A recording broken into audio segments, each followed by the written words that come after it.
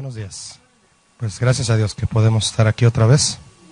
Vamos a ver el día de hoy, si nos permite el Señor, entrar al tema que no se puede evadir en Hechos, que es la iglesia primitiva. La semana pasada yo compartía con ustedes que el surgimiento de la iglesia primitiva, que significa la primera iglesia, los pioneros, fue uno de los frutos de la visitación del Espíritu Santo. Esto nos dice que cuando una iglesia surge, debe ser porque el Espíritu Santo lo promovió. Muchos hombres se levantan a querer levantar iglesias, pero no tienen la visión correcta. La visión en ocasiones es simplemente pues ganar afluencia y otras motivaciones, ¿no? Que usted ya sabe. Y de hecho a veces mucha gente para eso cree que estudian. Yo voy a estudiar para ser pastor, dice alguno, ¿no? La Biblia dice, el apóstol Pablo dice que el que desea obispado, buena cosa desea, ¿verdad? Y pone toda esta serie de requisitos. Pero obviamente una cosa es querer servir a Dios, otra cosa es ser llamado por Él. Entonces, tenemos como ejemplo del surgimiento de la iglesia primitiva, que fue totalmente promovida por el Espíritu Santo. Él fue quien comenzó a reunir a todos y a cumplir con los requisitos que vamos a ver usted y yo ahorita, los que alcancemos a ver, y que usted ya ha leído, pero verlo sobre la perspectiva de Dios, de cómo Él quería y quiere que sea su iglesia. Esta es la iglesia que Dios sueña, ¿verdad? Y sería bueno meditar también en las circunstancias que generaron o que rodeaban a esta iglesia para que fuera una iglesia así de fuerte. Ahora, ellos no tenían un establecimiento pues como el que nosotros tenemos y disfrutamos, ¿no? Salones, instrumentos, usted sabe, ¿no? Todo una construcción en donde la iglesia viene y se reúne, hay diferentes actividades para el crecimiento. No, ellos eran perseguidos y se reunían a escondidas. No sé si ya le recomendé que vea en la oportunidad primera que usted tenga, vea esta película que salió y que duró muy poquito tiempo en el cine, de hecho. Yo creo que ya la están rentando por ahí, la de Pablo, apóstol de Jesucristo. Se deja entrever este sentimiento de la primera iglesia tan importante, que era reunirse amando al Señor de corazón. Dice el verso 42 de Hechos 2, dice, y perseveraban en la doctrina de los apóstoles, en la comunión unos con otros, en el partimiento del pan y en las oraciones. Usted sabe que en versículos anteriores, y lo que vimos el jueves pasado, que se añadieron 3,000 personas según el contexto en el verso 41. 3,000 personas dice que se añadieron. Obviamente estas 3,000 personas eran personas, como ya lo dijimos, que venían a la fiesta del Pentecostés y muchos eran de otras naciones, lo que logró que se diseminara el evangelio a otras naciones con esto. Pero muchos que eran judíos y se quedaron en Jerusalén, que pertenecían ahí, se añadieron a la iglesia. Cuando se refiere al partimiento del pan, está hablando a las reuniones de comunión que se celebraban en memoria de Jesús. Pablo habla de esto en una de sus cartas muy claramente en Corintios, con respecto a que tomar la cena del Señor era en memorial, es decir, para recordar continuamente la muerte y el sacrificio de Cristo, lo cual es la base, ¿verdad?, de la fe de la iglesia. Partimiento del pan se refiere a eso, repito, a la comunión que se celebraba en memoria de Jesús, porque también compartían el pan de la comida y de la cena.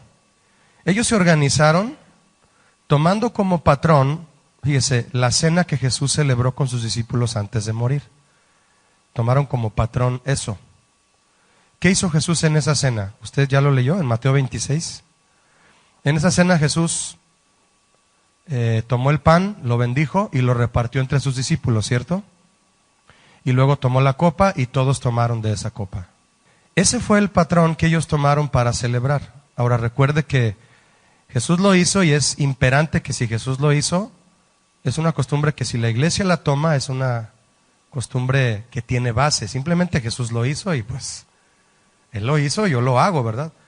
Pero el sentido en el que lo hacemos ahora es el que debe entenderse, ¿no?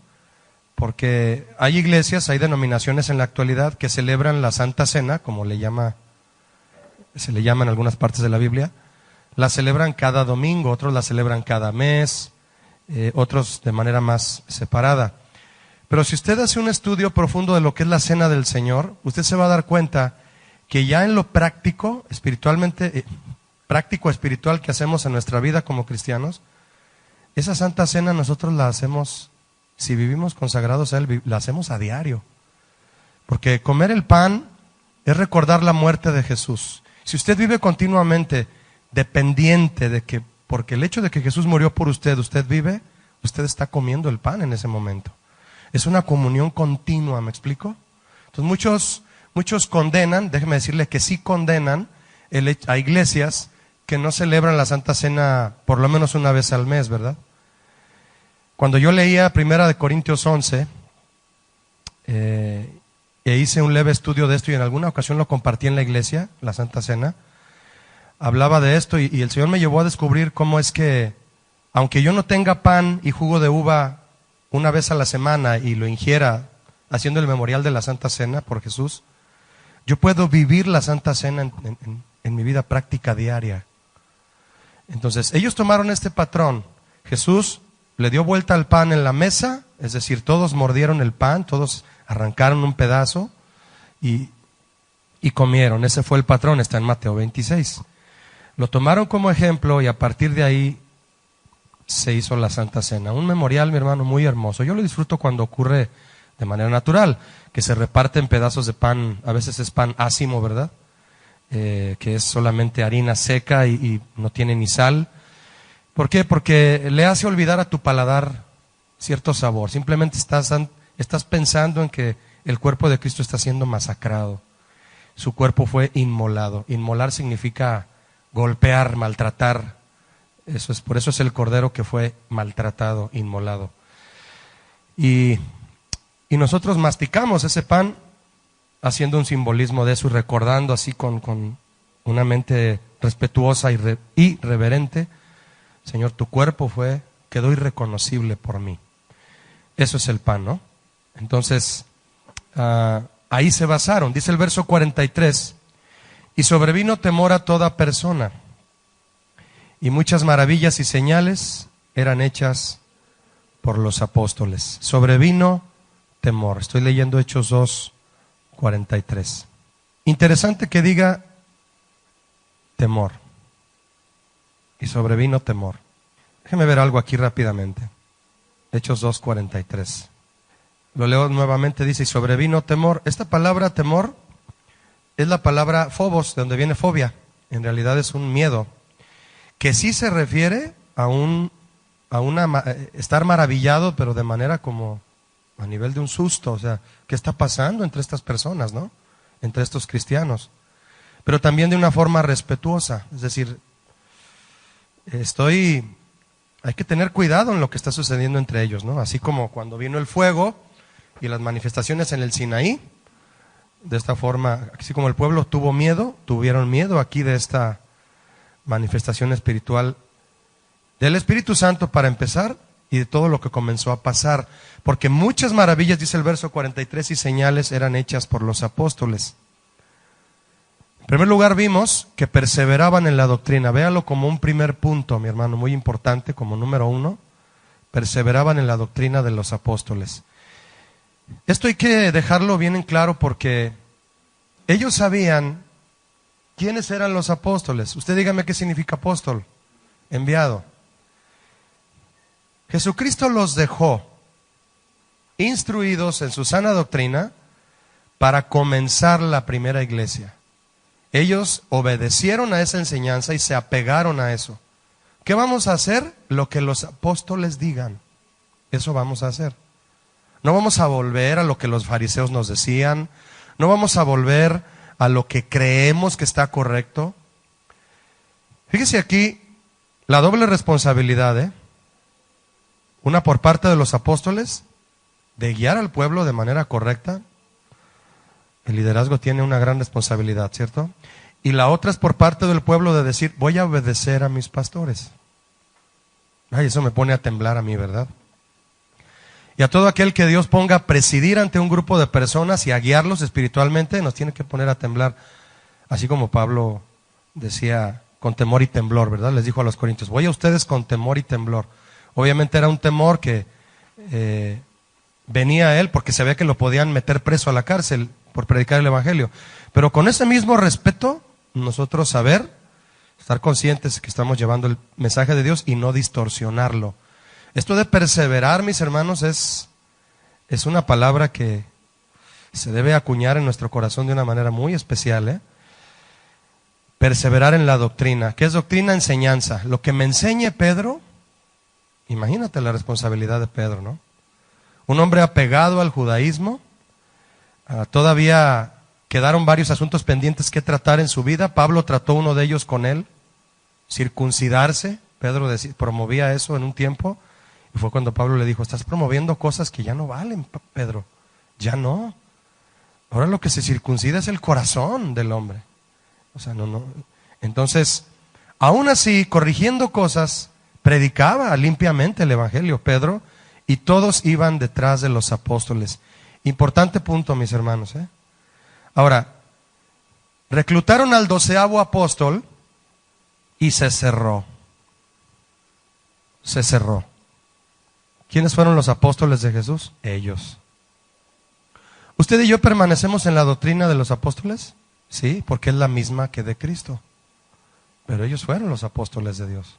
Si yo soy enviado, prefiero decirlo en español para no decir soy el apóstol Julito, como me pusieron en Nicaragua cuando fui. Me pusieron de cariño el apóstol Julito. Ya sabrá el pastor Chuy cómo me traía carrilla. Bueno, porque decir enviado es una gran responsabilidad. Ahora hay que dejar que Dios te envíe, pero no andar pregonándolo. No ponerlo en las tarjetas de presentación. Porque apóstoles enviados, como dice entre paréntesis en la concordancia James Strong, usted búsquelo, es enviado específicamente por Jesucristo. Si usted tiene la concordancia de James Strong, por lo menos esa, porque ya hay muchas muy, muy confiables, en la palabra apóstol en el griego viene ese paréntesis importante. Quiero ver si lo tengo aquí a la mano. Dice apóstoles. Así es. Dice apóstolos y dice delegado. Específicamente embajador del evangelio. Y dice bien claro, oficialmente comisionado de Cristo.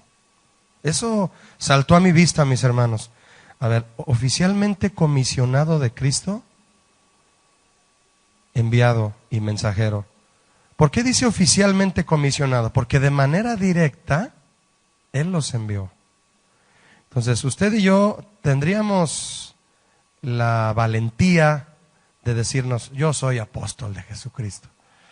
Bueno, hay que dejar que en los niveles eclesiásticos altos manejen esos términos como ellos lo deseen, ¿verdad? Y se pongan de acuerdo. Pero en calidad personal, yo me llamaría a mí mismo apóstol, porque hay gente que si me considera apóstol, podrían estarme siguiendo a mí. Como allá en la luz del mundo, se llaman apóstoles a sí mismos, ¿sabía? Se dicen apóstoles. Y la gente literalmente hace lo que ellos dicen, ¿o no? Lo que ellos dicen, sobre todo las mujeres. Es una cosa terrible lo que sucede en la luz del mundo. Es una manipulación de la carne terrible. Y hacen lo que el líder dice. Creo que el último se llama Nazón, ¿verdad? Aarón Joaquín creo que falleció. No investigué eso. Y su hijo le sucedió. Y ahí está la tumba con letras de oro que por cierto se las robaron. Y ya las volvieron a poner y movieron la cripta a otro lado y le pusieron una reja y está vigilada porque se robaron las letras. Pues claro, allá en Esteban a la Torre, ¿verdad? Está la cripta, pues se las tuvieron que robar. Y allá se reúnen en agosto, están próximos a venir y se pone la cosa apretada en aquel lado. Hacen exactamente lo que ellos dicen. Toma en cuenta usted que aquí la iglesia primitiva se sujetó, perseveró en la doctrina de yo diría, no diría aquellos apóstoles, yo no me atrevería a decir aquellos. Los apóstoles, como dice aquí, y así lo dejaría yo. ¿Qué voy a enseñar yo hoy en día? Esta misma doctrina, esta misma. para que la iglesia de hoy lleve la sangre en sus venas de esta misma iglesia. Por eso hay más de 120 denominaciones cristianas, mi hermano. Es decir, que profesan a Cristo de una u otra forma. Unos más o menos bien, esperamos ser de los que lo profesamos bien y lo vivimos bien. Cristianos evangélicos, interdenominacionales. Pero testigos de Jehová, que sí mencionan a Cristo y está dentro de esas sectas cristianas, pero que lo tienen totalmente cero a la izquierda, a Cristo como un profeta más, o los mormones, qué sé yo. Imagínese. No, yo quiero enseñar la doctrina de los apóstoles, aquellos a quienes Jesús envió oficialmente. No eran vicarios de Cristo. El Papa hoy se llama vicario. Vicario significa sustituto, ¿sabía usted? Una cosa es ser sustituto, otra cosa es ser representante. ¿Qué prefiere usted ser? ¿Sustituto o representante? Somos representantes, dice Pablo, que somos embajadores. Reconciliadores, le dijo a los corintios. No somos sustitutos. Cristo vive. ¿Por qué va a ser sustituido si Él vive? Lo que pasa es que no se entiende ese término por no tener un nuevo nacimiento. Eso demuestra que no hay un nuevo nacimiento en esas doctrinas y siguen siendo fariseas. Totalmente sin el Mesías. Importante entonces que perseveraban aquí. Y en la comunión unos con otros y en el partimiento del pan. Comunión aquí era la unión común. Al momento de hacer la yuxtaposición de la palabra, ¿no? Y en el partimiento del pan y en las oraciones. Simplemente en el versículo 42 hay 4 cosas, 4 características. Número 1, perseveraban en la doctrina. Número 2, en la comunión unos con otros. Número 3, en el partimiento del pan y en las oraciones. Ya le dije que este partimiento del pan se refiere a la Santa Cena. Más adelante habla de otro alimento, que es la cena agape, le llamaban ellos, que corrió hasta las reuniones que hacían entre los corintios y que, por cierto, la tergiversaron toda porque cada quien se comía su lonche en la esquina y nadie compartía a nadie. Nadie, nada. Aquí no. Se fue devalorizando todo esto. Ya vio que tenemos 4 cosas ahí. El versículo 42 cierra con la característica de la oración. En el 43 dice que había maravillas y señales hechas por los apóstoles. ¿Cuáles apóstoles? Los mismos que Jesús había enviado. Un capítulo más adelante es cuando Pedro pasa por el templo y le dice al paralítico, ¿verdad? Al cojo: no tengo plata ni tengo oro, lo que tengo te doy, levántate, ¿verdad? Y después de haberlo levantado empieza a dar una explicación. Qué genial está eso, mi hermano, qué espiritual. Después de hacer un milagro, explicar a quién se le debe la gloria. Hace el milagro y se para frente a todos y dice: ¿ustedes creen que yo lo hice? Fíjate, ¿desde cuándo ya el Señor ponía ese cuidado en sus siervos? Se para y dice: ¿ustedes creen que es por mi poder? No, Dios lo levantó, somos instrumentos. Y hoy no ocurre eso, tristemente, en muchos sectores de la iglesia, ¿no? Y la gente vive engañada que es un hombre el que posee el poder milagroso, ¿no? Muchas maravillas y señales eran hechas. Usted y yo sabemos, por lo que leímos, que cerca de 3,000 personas se convirtieron en discípulos cuando Pedro predicó las buenas nuevas acerca de Cristo. Estos nuevos cristianos se unieron a otros creyentes. Atención en esto. Y eran enseñados por los apóstoles y eran incluidos en las reuniones de oración y comunión que ya mencionamos. ¿Se convirtieron? Vénganse, acá nos reunimos, los invitamos a venir. ¿Para qué? ¿Para hacer la membresía más grande? No, era la única iglesia de Cristo, tenían que invitarlos. ¿Cuál era el propósito? Los nuevos creyentes en Cristo necesitaban ser parte de un grupo donde aprendieran la palabra de Dios. Para eso es la iglesia. La iglesia es un grupo de personas donde se aprende la palabra de Dios y tenemos que invitar a los demás a aprender de su palabra, a orar con el propósito de madurar. Alguien recién convertido necesita reunirse. Necesita reunirse. Si no se reúne, no crece.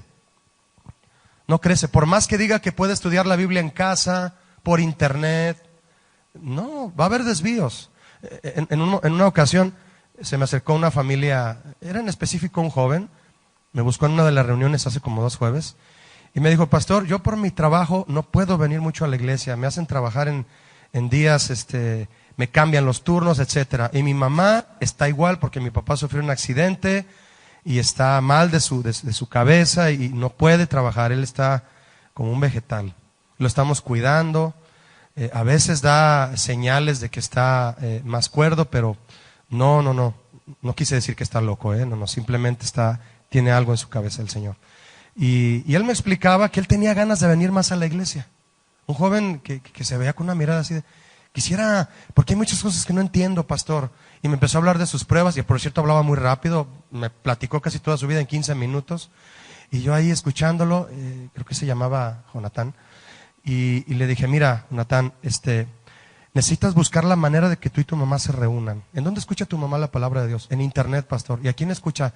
Pues le gusta escuchar a Armando Alducin, a Gigi Ávila, le gusta escuchar. Y yo le dije, mira, todos ellos pueden dar una enseñanza buena y tu mamá puede estar oyendo cosas buenas, pero si tu mamá no se centra en una línea doctrinal en la que ella aprenda desde el inicio bebiendo leche y después ya una vianda y todo sólido y que ella se sumerja en la palabra de Dios desde un inicio, tu mamá va a seguir divagando en pensamientos doctrinales diferentes. Y me dice, fíjese que sí, pastor, viene un tío y nos invita a su congregación y nos dice que todo es por medio de la sangre de Cristo, que hay que decretar. Y yo, híjole, que hay que esto y esto. Y yo ya lo he hecho, pastor, pero no me resulta. Pero vengo aquí, me gusta, no es que no tengo tiempo. Entonces yo lo agarré de los hombros, casi, ¿da?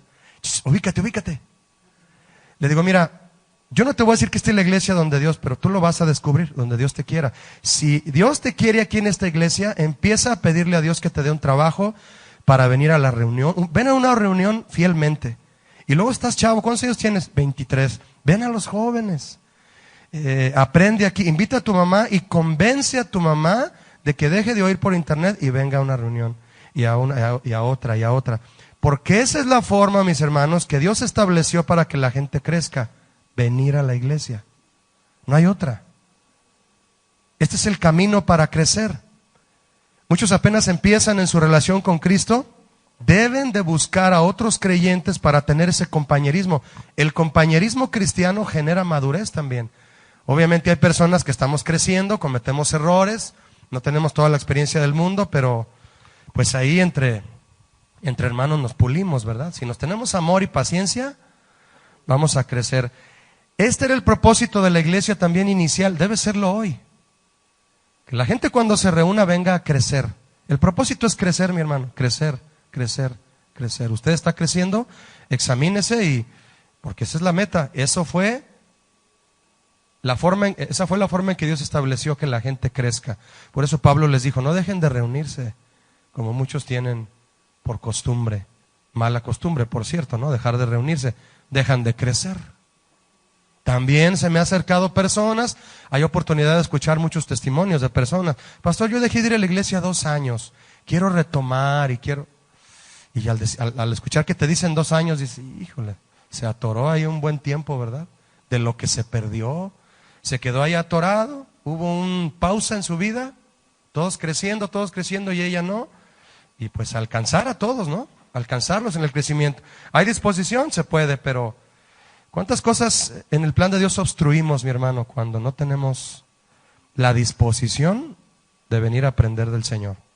Qué bueno que podemos tener este espacio del instituto y que ustedes pueden darse este tiempo, porque yo estoy seguro que en cada pasito que vamos dando, Dios los lleva a ustedes a madurar, nos lleva a todos a esta madurez. Dice el verso 44.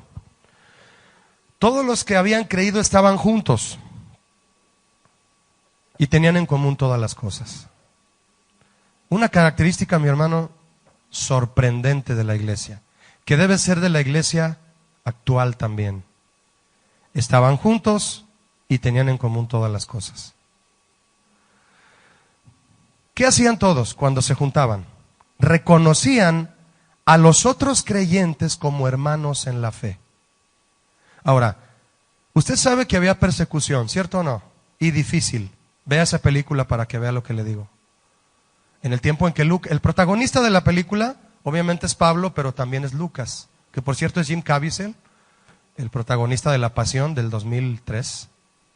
La Pasión de Cristo, en el 2003.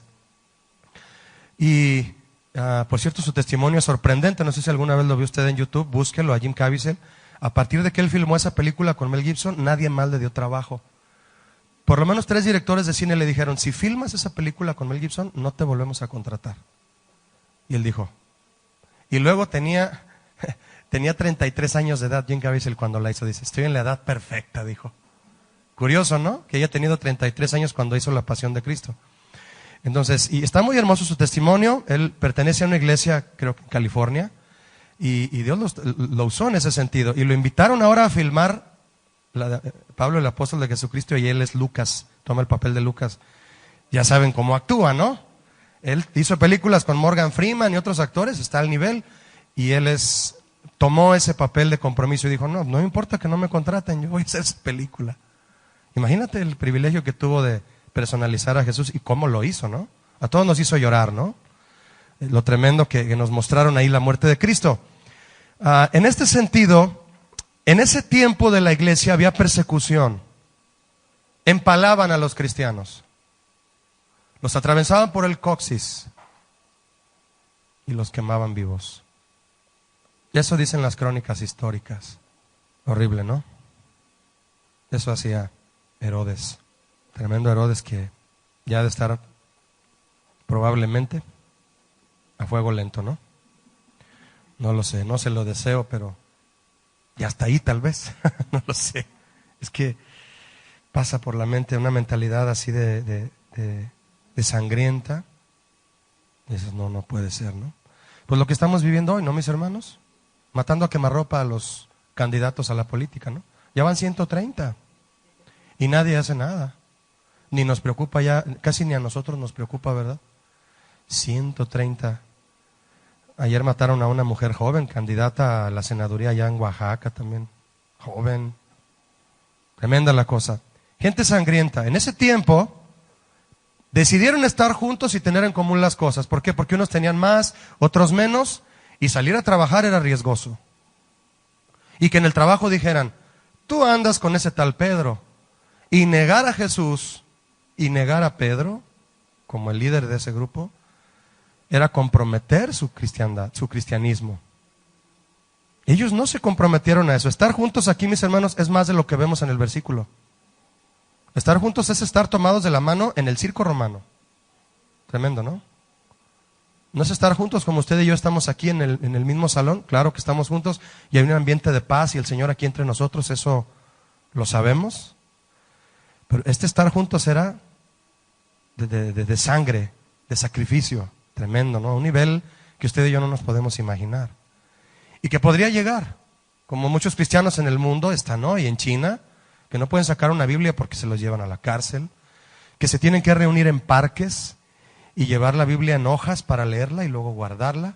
Unos simbólicamente se la comen, la quieren tanto y agarran hojas de la Biblia y se las comen.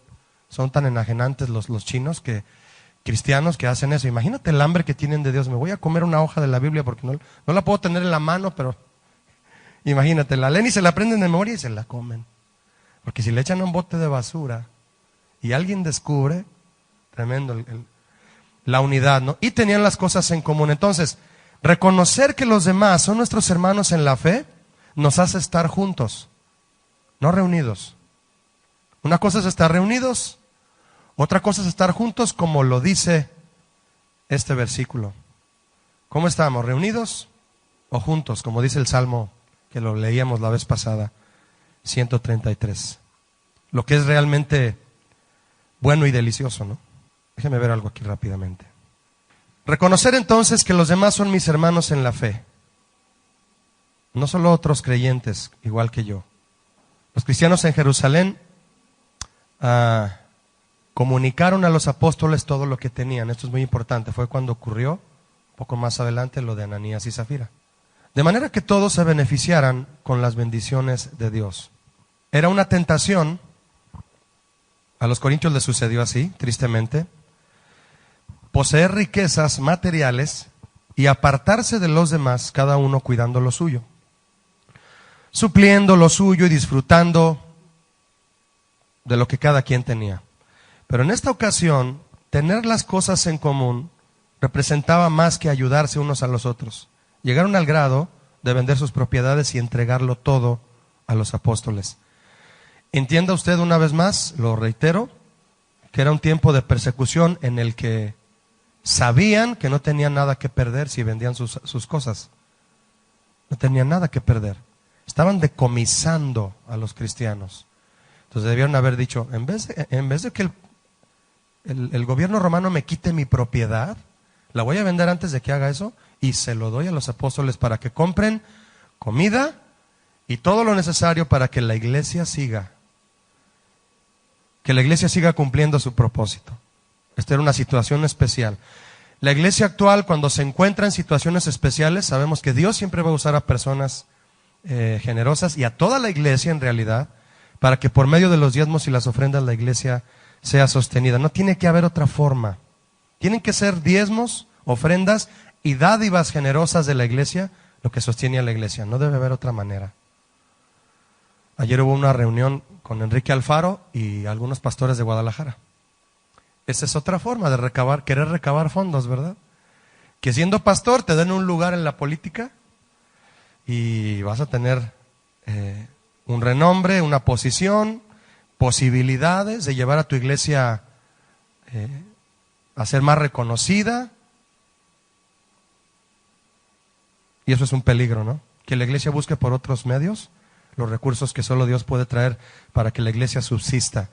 Esta iglesia primitiva, entonces, mis hermanos, nos lleva a entender las bases sólidas que nadie debe remover, sobre la cual debe descansar la iglesia de Cristo. Siempre va a ser una tentación de quien posea riquezas no atender la voz de Dios cuando se trata de apoyar al reino de Dios en este sentido. Y cada quien debe ser persuadido por Dios, no por un pastor, a ser generoso y dar a la obra de Dios. Deben ser persuadidos por el Espíritu Santo. El Señor me dijo que diera esto y lo das.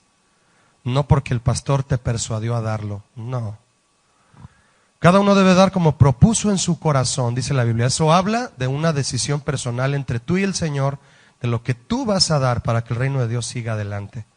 ¿Necesitaban dinero? Claro que sí. Dice el verso 45, que vendían sus propiedades, ahí está, y sus bienes, sus caballos, su ganado, sus animales, y lo repartían a todos según la necesidad de cada uno. Si había alguien que había sido perseguido y había sido despojado, porque en ese tiempo Pablo ya perseguía a los cristianos, llevaba órdenes de cateo, es decir, cartas del Sanedrín, para sacarlos de su casa y encarcelarlos. ¿Qué les hacían a su casa? Muchas las quemaban o muchas las decomisaban, como si fueran de la delincuencia organizada. ¿Verdad? Salen las noticias. Este carro fue decomisado a quien disparó a tal, y ahí está el carro. Es un Camaro 2017, está ahí en la Procuraduría, esperando que le cambien el número, no se crea, número de serie y placas para que ya lo traiga algún funcionario, ¿verdad? Yo qué sé, puede ser, a lo mejor, quién sabe, como decía Capulina, ¿no? Entonces, decomisan las cosas, pero no las utilizan para regresarlo al erario público, ¿verdad? ¿Qué hacen con los millones de dólares en efectivo que encuentran? Me decía un muchacho que me abordó también para platicar, me decía, pastor, así me lo dijo, pastor, yo soy policía. Y soy policía de un nivel alto, de esos que los llevan a los operativos fuertes. Y dice, mire, pastor, nos enfrentamos en situaciones de vida o muerte. Así usted no sabe, yo traigo un rifle de tal calibre y he sido entrenado así, todo me lo platicó ahí en la plataforma. Y me decía, y cuando ya logramos cazar a los delincuentes y entramos a los cuartos donde tienen el dinero en efectivo, porque casi siempre lo tienen en efectivo, son cerros de billetes ahí, la droga en el otro cuarto, etcétera. Bueno, pues los altos mandos empacan el dinero, los suben a los helicópteros, pero los comandantes nos dicen a nosotros, avientan una paca de, ahí está el botín de guerra, ¿no? Y agarran bultos de dinero y se los reparten entre los policías por haber expuesto su vida. Él me decía, ¿está bien que yo haga esto, pastor? De que agarran una paca de, no sé, de tantos dólares y repártanselo, que cada quien agarre, no sé, 3 billetes de a 100 o de $100. Yo le llamo a eso botín de guerra, pastor. ¿Usted qué opina? Y yo lo llevé al pasaje donde Pablo dice, debes de conformarte con tu salario. Todos en su trabajo tienen la tentación de tomar algo. Desde tinta, del tóner, hojas para imprimir las tareas de sus hijos, hasta un billete de $100 que no es tuyo. Y se me queda viendo.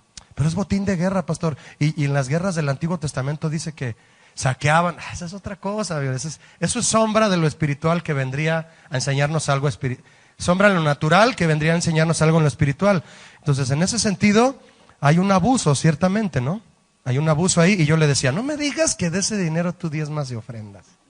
Que le das a Dios el diezmo de eso. Le di mi opinión. Ciertamente creo que volvió a ir y habló con el pastor Chuy para preguntarle. Quiso como reafirmar bien. Yo lo confirmé con Chuy y dice Chuy, no, yo le dije lo mismo. Bueno, aquí está. Pablo dice, debes de conformarte con tu salario. No, pues no me ajusta, pastor. No te ajusta porque no esperas en Dios. Tienes que esforzarte por esperar en Dios. No es fácil, pero Dios suple todo, sea cual sea lo que tú ganes. Además vas a ganar conforme a tu capacidad.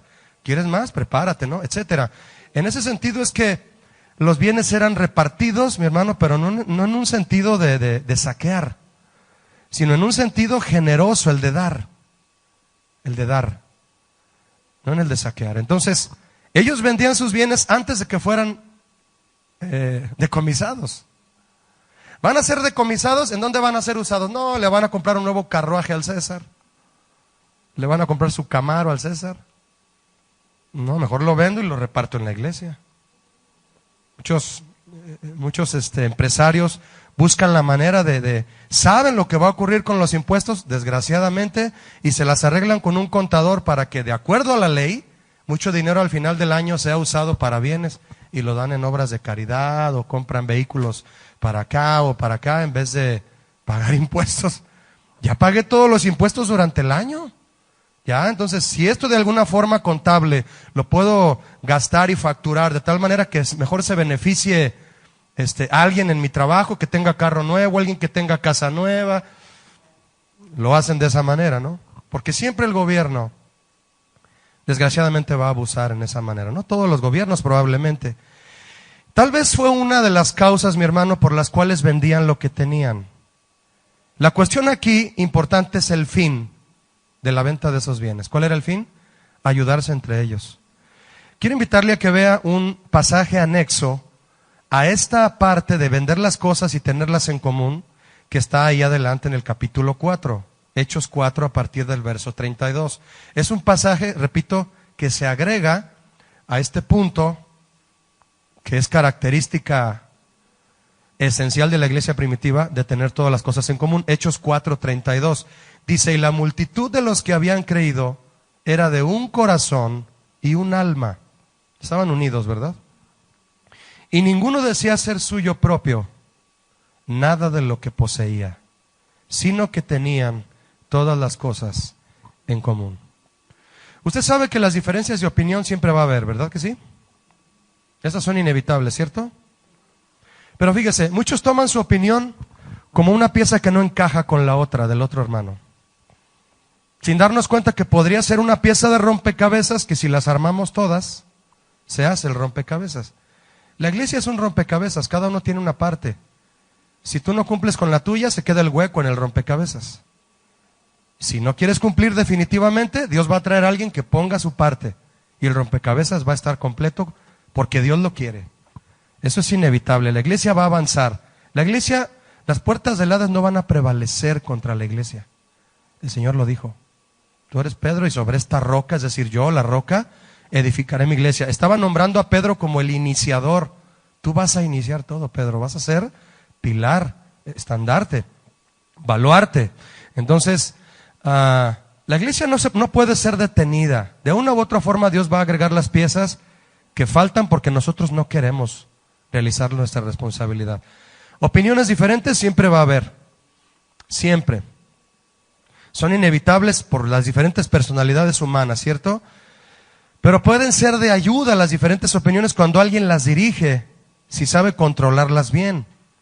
El pastor Chuy Olivares no predica igual que el pastor Toño Espinosa, pero el pastor Toño Espinosa se para frente a los jóvenes y capta la atención de todos ellos, porque tiene un don para hablarle a los jóvenes. Y en las reuniones de jóvenes que hay los sábados a las 6:30, ya tiene como un mes y medio, se reúnen casi 100 jóvenes aquí abajo. Yo he pasado a veces antes de que empiece la reunión de allá, cuando acaba la alabanza, y están aquí, está lleno abajo. Es un ministerio que el Señor estableció usando a una persona que tiene un don específico y que por su carácter específico Dios lo usa como pieza en todo este rompecabezas que es la iglesia. ¿Podemos verlo así? Sí, porque un rompecabezas ya armado se ve emocionante, ¿no?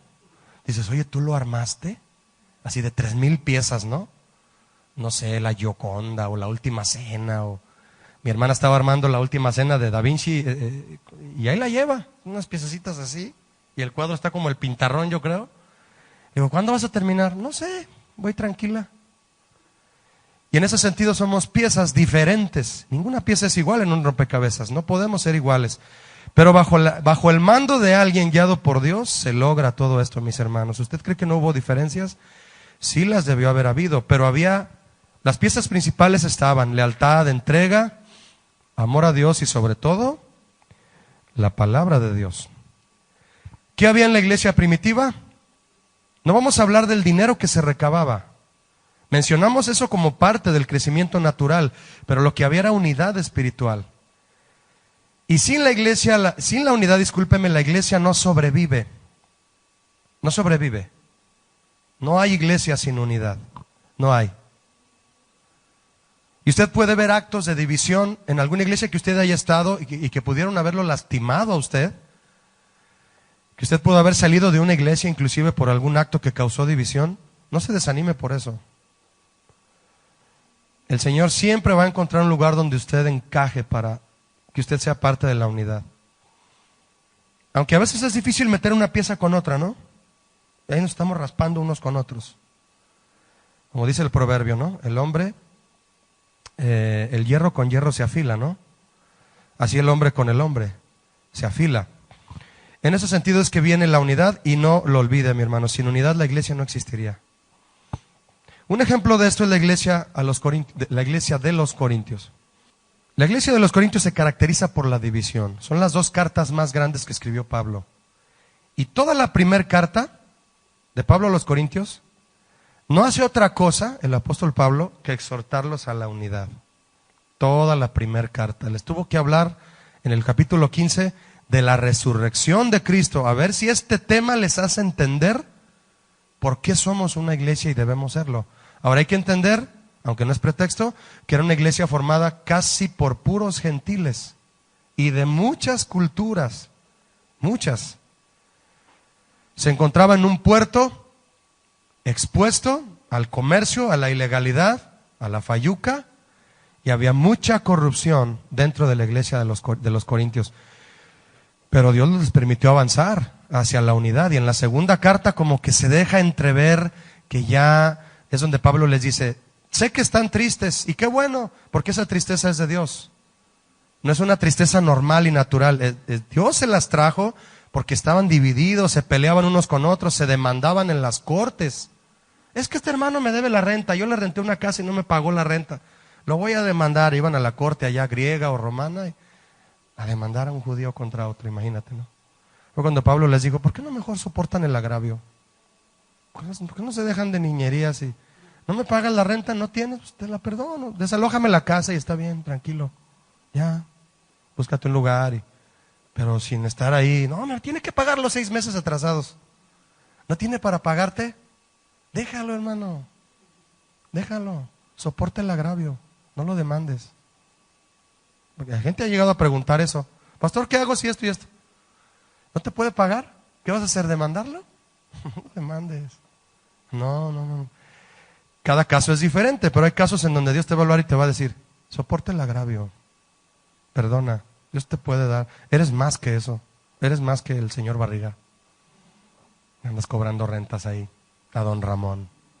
Si no te puede pagar, déjalo.